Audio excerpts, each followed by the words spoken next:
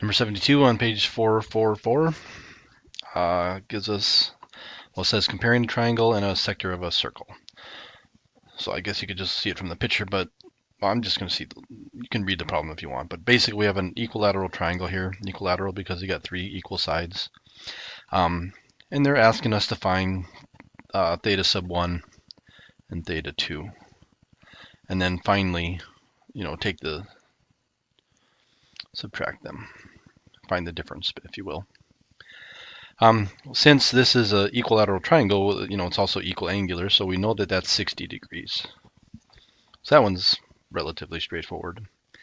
This one here, we have to, we know the arc length, we know the radius. So by the definition of radian measure, theta sub 2 is going to be the arc length divided by the radius, which is 1 over 1, which is 1. Or 1 radian. Remember, radians is a unitless measure.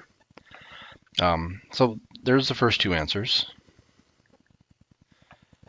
And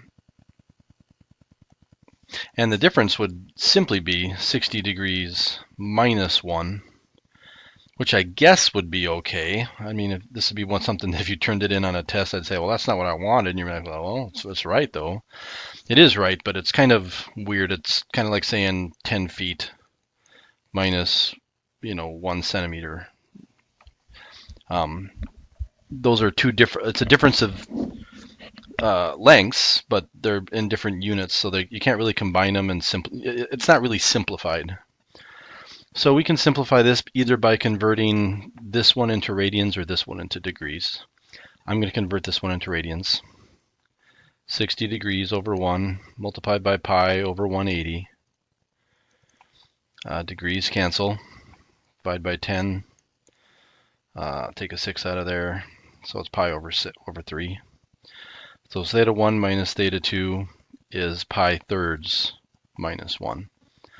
And that's, you might say that's not really any better, but whatever. At least it's not, I don't know. You could also say it's pi minus 3 over 3 if you wanted to. I don't know. To be honest, all three of these answers are good. I personally don't like this one, but you could argue that it's okay. But that's it.